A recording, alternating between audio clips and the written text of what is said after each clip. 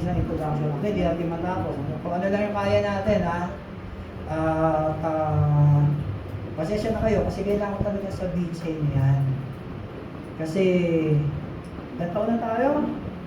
Ilang taon na tayo magkakasama? Magdadalawang taon na. Sa Agosto, magto 2 years na tayo. Oh, 2 years na to, oh. Sa 2 taon ba, meron na kayong natutunan? Wala. Meron, wala? Meron? Meron, wala? Sige, next. Ito week, assignment ito ngayon. Ngayon, next week. Isulat nyo itong linggong to kung ano yung mga natutunan nyo sa loob ng 1.5 taon. Kung ano na yung natataan nyo, kung ano yung mga natutunan nyo. O ako po ay bumait. O yan, mga ganun, kahit ano. Ako po ay ganito. Isulat nyo. Talaga ko kolektahin ko yan, ha? Kolektahin ko yan. Ngayon, pag hindi kayo umattend next week, ibig sabihin, ano ba sabihin sa kaya yung walang pakialam? Wailamot. Wailamot? Paano? Wailamot. Wailamot sa inyo. Ano? Wailamot. Wailamot? Wala akong wailamot sa inyo. Wala lamot. Hindi, yung kayo, kunyari, ikaw, di ka nagpunta. Sabi, wala kang pakialam. Yun nga yung wailamot sa inyo. Yun na yun. Nag-aaral ako niyan para yung iba sa atin, Bisaya, salita rin tayong Bisaya. Yun lang alam ko pa, ambot. Ambot sa imo. Yawa, alam mo yawa? Yawa. Yawa, alam yan? Pag sinabihan ko yan, ay ikaw, yawa mo, yawa ka. Ibig sabihin, demonyo ka. Ibig sabihin nun. Oh. So yung sulat, gaya nga na sinabi ni Brother Ken, sulat nito kay Philemon. Ano sabi diyan? Ito ay isang napakahalagang aklat. Kahit na isang chapter lang yan, bakit inilagay yan sinama? Kasi mahalaga po yan. Dahil, ano yung nandito? Ay, sorry. Wala. Bago na naman yung ating Kala ko may picture eh. So yan, nababasa niyo naman, di ba? So yung sulat na yan, walang tungkol sa turo. Wala. Wala yung tungkol sa anumang doktrina. Ito yan ay lang, o tungkol sa mga pagtatama ni Pablo sa maling katuruan. Wala. Wala yan. Sabi dyan,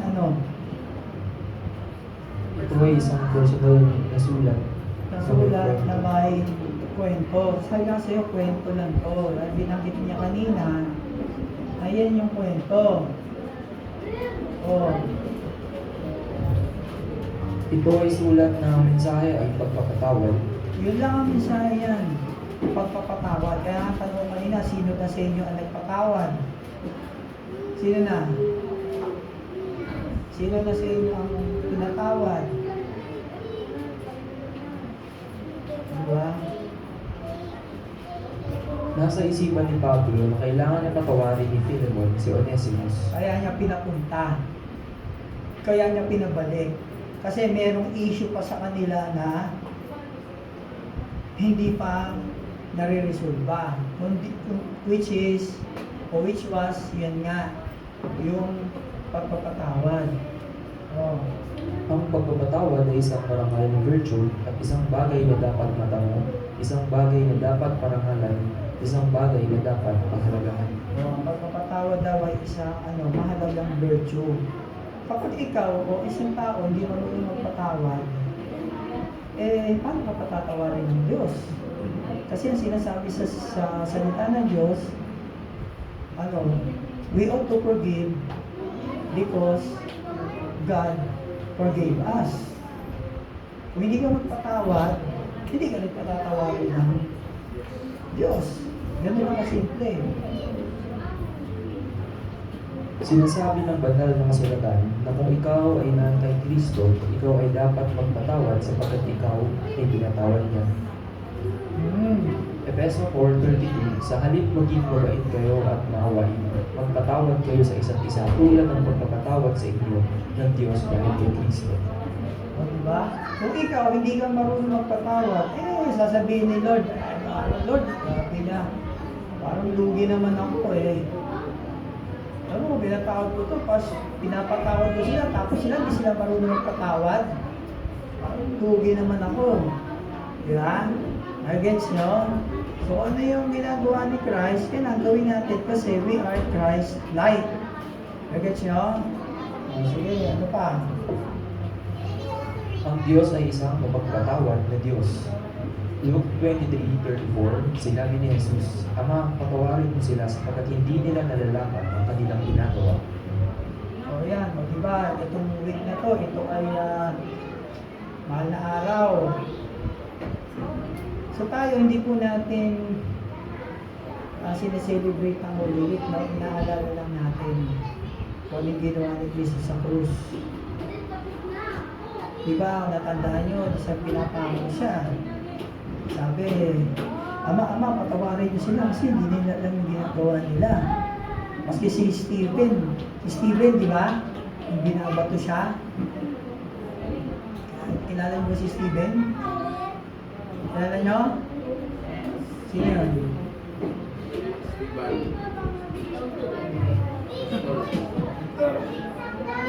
Nagkahalib nila. Binabato siya. Mamamatay na rin siya. O sabi niya, Lord, huwag mo i-account sa kanila itong mga ginagawa nila. Patawarin mo sila. Kayo kaya? Halimbawa, itong mga sa letre.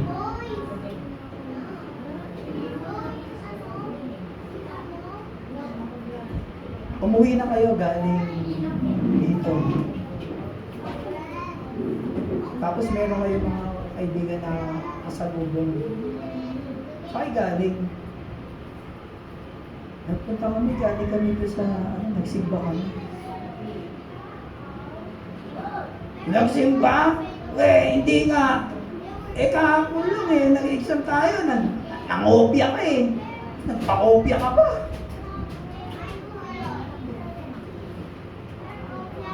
Anong sasabihin nyo? Ano sabihin nyo? Ano sabihin nyo? Kaya sinabi ko naman.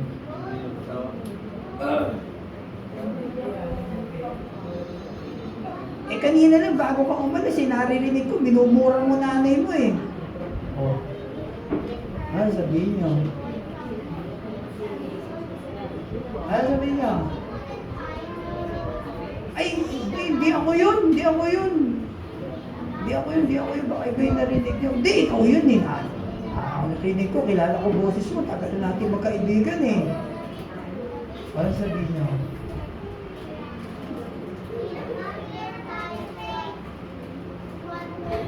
Ay, di ba, pare-pare sa tayo sa impyerno at pupunta. Dahil sabihin niya, ganon. Kaya sabihin niya, ano nga? Ano sabihin niyo?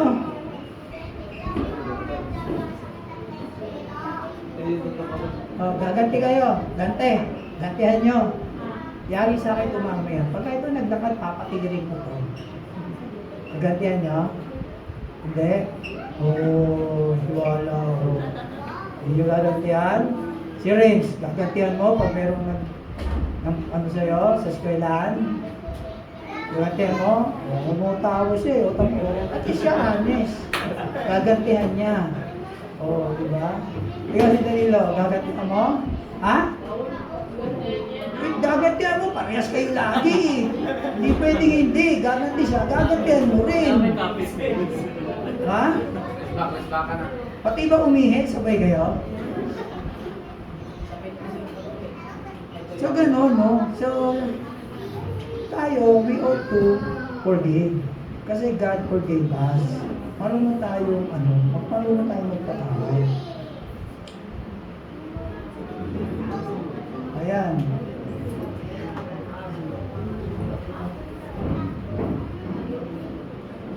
Ayan, mula na tayo. Doon tayo sa verse 1. Sige, tingnan natin saan tayo matapos ha. Ano sabi dyan? Verse 1. Mula kay Pablo, isang bilanggo dahil kay Kristo Jesus, at mula kay Timoteo na ating kapatid, para kay Philemon, ang minamahal namin kamag-gawa. So yan muna tayo. Verse 1. O ano mapapansin nyo? Kapag ikaw ay... Sino may English 101 dito? English at Pilipino. Pag kayo sumusulat ng liham, gumawa na ba kayo yan? Ano mga nakalagay? Ano? Anong tawag dun? Oh, annotation. Ano ba? Ha? Ano daw? Pecha. Oh. Oh, body.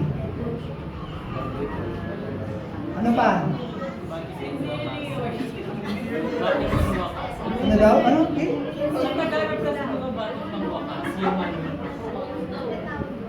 Yung sincerity. Tama naman yung mga sinasabi nyo. Kasi nung araw, mga kapatid, pagka sumusulat ng isang liham, sinasabi muna kung sino yung nagsulat. Ano sino yung nagsulat? Ayan o. Mula kay Pablo. Pagkatapos, kung kanino niya ipapadala yung sulat. Kanino? Kay Philemon. O yan, ang sabi. Nagsimula ang liham sa pangalan ng may akda na sinusundan ng pangalan ng tatangga. Ito ay ancient way of writing. O nung araw, ganun ang sulat. Malamang ay ito ang unang liham o sulat na natanggap ni Philemon mula kay Pablo. Ang nagdala ng sulat kay Philemon ay si Onesimus. Pinadala ni Pablo ang sulat na ito habang siya ay nasa kulungan sa Roma. Kaya nakakulong si Pablo ay dahil sa kanyang katapatan at paglilingkod kay Kristo. Very personal itong sulat na ito para kay Philemon. Sinulat ito ni Pablo sa Mamertine prison sa Roma. Ayan, yun muna. So, sinulat niya yan. Actually, nag-abot sa kanya ng sulat si Onesimo. Onesimo, siya nag-abot. Kaya nung pag-abot niya, siguro nung nakita niya si Onesimo, Batukan. ano? Sa'yo batukan. Oo, nabwisit siya siguro. Aba, anak na wewe. Ilang taong mo di nakita to. Ba't kaya nandito to? Ano kayang, ano na kinakain ito at biglang bumalik dito? Malamang yan, nagtaka siya. Tapos may inabot na sulat. Ano kaya yung sulat na to? Pagbukas niya, nakalagay, ano, mula kay Pablo. So nagulat siya siguro kasi malamang wala siya natatanggap na sulat pa kay Pablo. Mula nung magkakilala sila, ito yung unang-una. So na-curious siya, ba't ako sinulatan ni Pablo? At bakit ito nagdala dito? At paano sila nagkakilala? Yun. Saan nagpunta to nung lumayas? At paano sila nagkakilala saan sila nagkakilala? Yun eh. Yun yung tanong niya siguro, no? So hindi niya alam anong gusto niyang gawin. Batuhan pa niya. Ano? Pasinawalis. Nakahampasin niya ng walis. So yan, kaya nagtataka siya kasi sinulat po ni Pablo yan sa kulungan. Anong kulungan? Alam niyo ba ano yan sa Roma? Sewerage. Dungeon. Ano yun? Aba Tagalog na sewerage? Poso Negro. Hindi. Gusto niyo yung septic tank yun ah. Imbornal. Kasi hindi gano'ng ginagamit sa atin dito yung sewerage system na yung salitang sewerage eh. Pero meron dito yan sa atin. Mabaho yun mga kapatid. Lahat ng mga waste doon dumadaan yun. Nasa ilalim ng ito. Mabaho yun. Ito doon yung sinulat. Yun yung lugar na yun. Itong prison na ito. Actually, meron siyang 4 na sinulat habang siya ay nakakulong. Ano yun? Wala dyan? Wala ba? Wala. Tulungan niya lang magbasa ha. Ayan. 4 na prison epistle ang isinulat ni Pablo, Efeso, Colosas, Filipos at Philemon. Sinama ni Pablo sa unang bahagi ng sulat niya si Timoteo. Bakit kaya? 1 Corinthians 4:17-18. Dahil dito, pinapunta ko riyan si Timoteo, ang aking minamahal at tapat na anak sa Panginoon. Papaalala niya sa inyo ang mga patakaran ko sa buhay at pagsunod kay Kristo Jesus, na mga patakaran din iyon na aking tinuturo ko sa bawat iglesia sa lahat ng dako.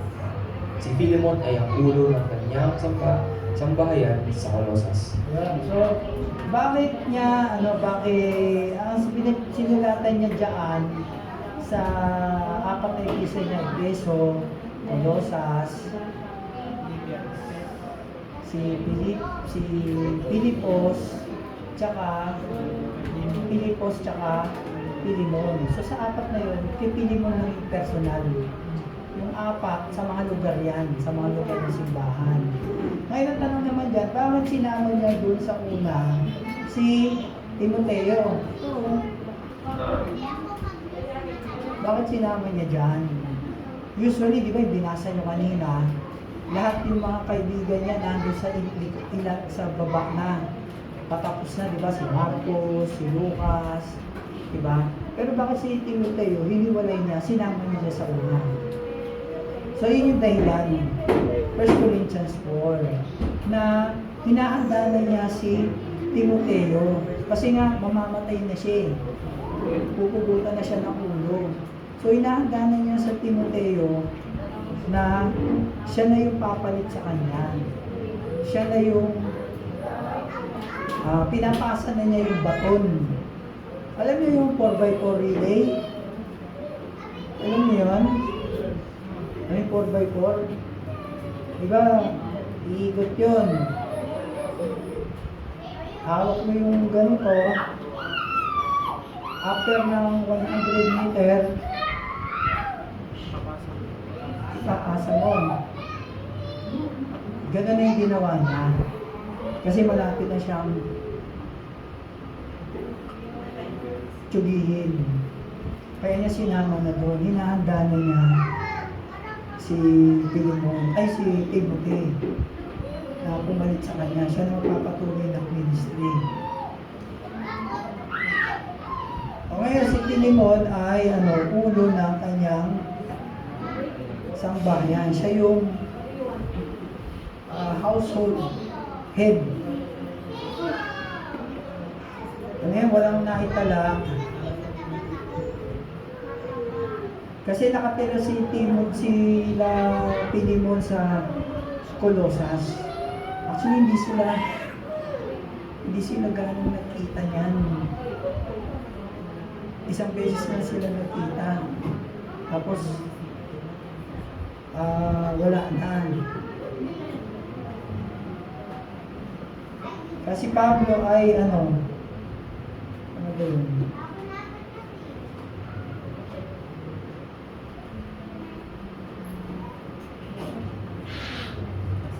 Walang record na naitala na si Pablo ay nakapunta sa Colosas.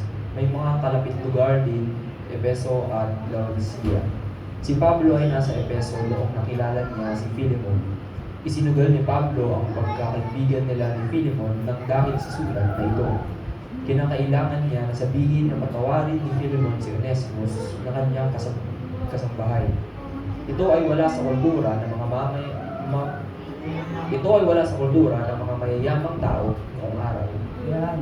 So nagkakilala si Pablo tsaka si Philemon na nasa Epeso si Pablo. Ngayon, since nakamulo na si Pablo, tinayaan niya yung pagiging magkaibigan nila. Kasi hindi niya alam kung ano magiging response ni Philemon doon sa sulat na ginawa niya.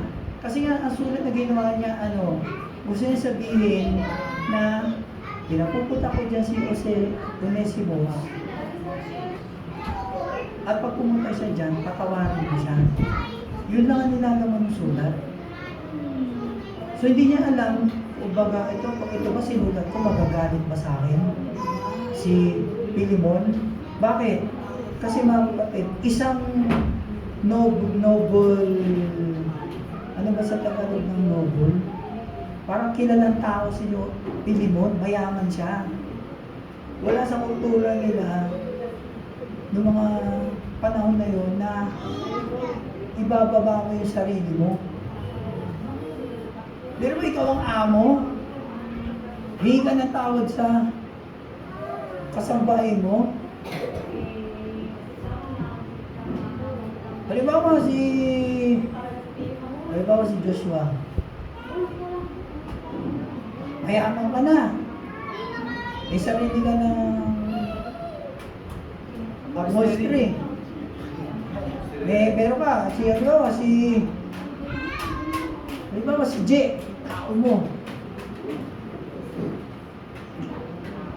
May deadline. May deadline ngayon. So natapos niya. Kaso, nung ikakabit na, mali yung sukat. So kamot siya siya, boss, sorry. Natama mo ako. Ano gagawin mo? Bukas mo ka na pumasok. Gagawin siguro mo? Ano gagawin mo? Ano daw? Hindi nga, natawarin mo? Yun dyan, nagkamali si Nestor. Anong ginagawa mo pag nagkakamali siya? Hindi rin sa oras. Naku, suspended. Ha? Suspended? O si Jomar, ibaba si Ken, nagkamali. Anong ginagawa mo? Ha? Ano? Pinagsabihan lang. Pinagsasabihan. Mali yan. Ayan ha? Ano lang naman yung gagawin mo. Paano kung ginawa ulit sumunod? Arnel, alis na kin, bakit ito lang? Hindi na. Hindi naman yung nangyari. Ano? Hindi na. Ano? Hindi. DNA? DNA. Hindi namin alam. Hindi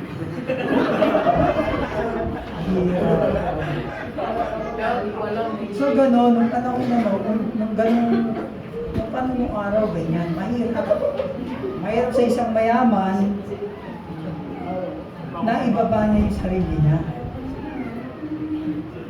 So yun, kaya wala sa kultura. So doon muna tayo magtatapos ha. Ayun mga kapatid, next time, intindihin natin yung mga pinag-aaralan natin. Yung mga letters, sumibat na. Uwi na. Yun. Sige, tayo muna tayo.